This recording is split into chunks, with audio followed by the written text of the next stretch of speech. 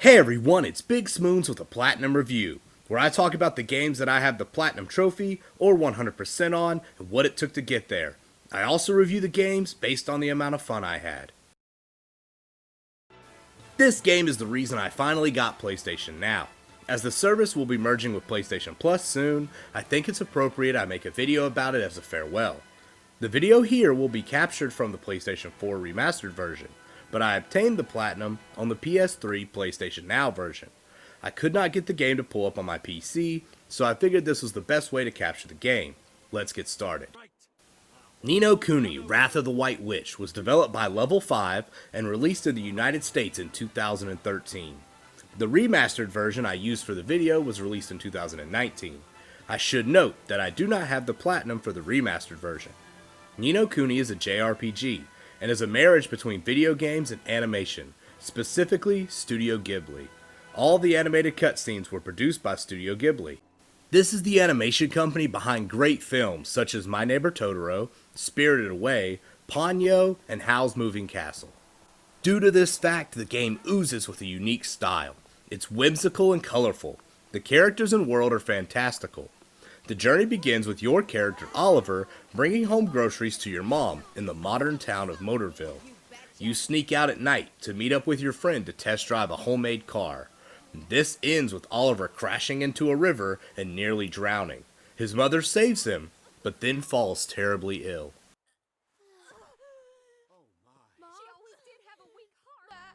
Oliver is afraid he's going to lose his mother and weeps into a doll she gave him when he was little. His tears bring this doll to life, and you discover that the doll is actually Drippy, the High Lord of the Fairies, who is trapped in that form due to a curse from the Dark Djinn. Drippy helps you locate a wand and complete a spell to travel to a parallel world. He explains that in this new world, there is a soulmate of his mother. Saving the soulmate may save her in Oliver's world. The idea of this is bounced around a few times in the game. For every person in Oliver's world, there's a match in the new world. This allows Oliver to solve some mysteries, such as a missing king, who is a cat in his own world. Along the way, you'll meet a great cast of characters. Some are silly, like His Majesty, the King of Ding Dong Dell, while others are terrifying, like the titular White Witch. Very good, Your Radiance. My favorite character is easily Drippy. In the English version, Drippy was given a strong Welsh accent and dialect. He throws insults at Oliver left and right, but it's all in good spirit. He's a great guide and helps in fights by throwing orbs called glims for you to pick up. If I had to pick another favorite character, it's probably Pee Girl in Ding Dong Dell. I have no idea what she's talking about, and now I need to leave. After leaving Ding Dong Dell, the world begins to open up for you.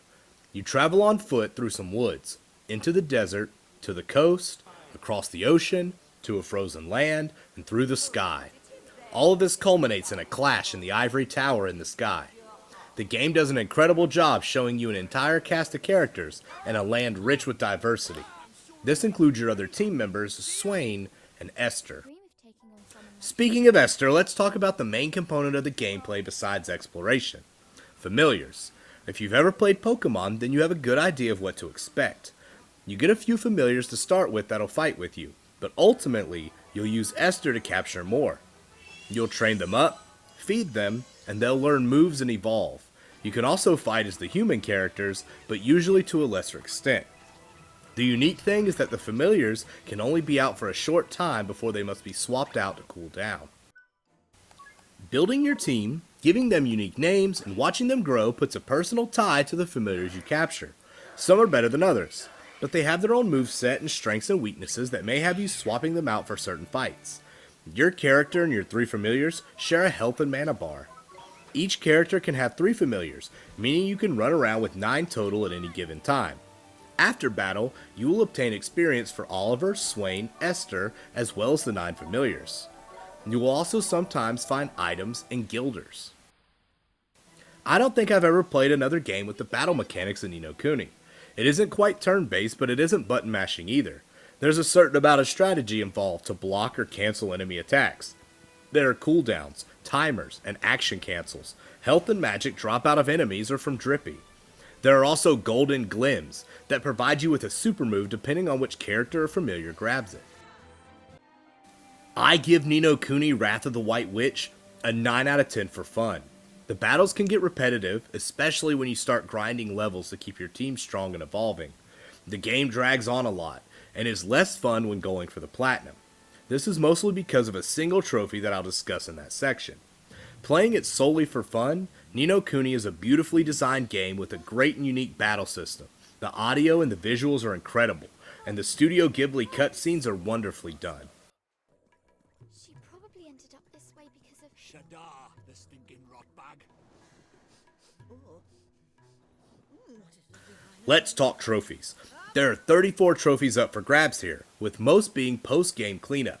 In fact, only 7 are story-based and will come naturally. You should begin working on collecting familiars and spread out leveling them up to complete their metamorphoses. You should also be doing side quests of errands and bounties as you progress. This will allow you to collect some valuable money and items, as well as cut down on the in-game grind. But let's talk about this grind. You will have to obtain 500,000 currency. There are late game monsters that can easily cut this down, and you'll be needing to grind battles anyway because you must win 1,000 battles, as well as collect 2,000 glims, which are the little orbs that fall out of enemies on occasion. Next up, you'll need to use Swain to steal 50 times. This isn't incredibly difficult, and you'll want to be doing this anyway because you need materials that monsters carry. More on that in a minute. First, familiars. You need to collect 250 different kinds of these bad boys. Every unique one counts, as well as the variants. You collect a large number just by catching them in the wild with Esther. Use them to level up and conduct their metamorphosis to get even more variants. Along the way to 250, you will obtain the trophies for collecting 20 different species, as well as completing 10 metamorphoses. I'm going to say that you can use whatever familiars that you want, but you can obtain a Dinoceros and he is completely overpowered. You will need to feed these creatures snacks until their hearts are maxed out, and you completely max out their boostable stats. Grinding out levels will always make certain parts of the game easier. You have to complete all the errands and bounty hunts, with the final hunt being the super boss of the game. Grind out levels until this fight is a joke. You need to get Swain to level 68 and Esther to 65 anyway for 2 more trophies. This will unlock all of their moves. To unlock all of her spells, you need to complete the game, as well as meet a ghost who asks you questions about stories he gives you. These are easy enough and the answers are all set, so you could just look them up. Across the overworld are hidden areas and invisible chests. Find all of these for 2 more trophies. There is a casino which is holding 2 more trophies from you. One for just claiming a single prize, and the other for obtaining all the high level ticket prizes. This sounds harder than it is. Remember that 500,000 gold you had to hoard earlier? Use it to buy casino tickets, and just do this to collect all the tickets needed. There's also a Coliseum that has 2 trophies. One for winning the first match, which is very easy, and the other for beating the final match. Based on your level, this can be rather difficult. Just save it for near the end and steamroll the opponents. I've saved the final 2 trophies to talk about because they are exhausting. Well, one is anyway. You have to use alchemy to create 10 and 120 items. This trophy alone will account for the biggest portion of your grind. If you can get this one, you can easily get the rest.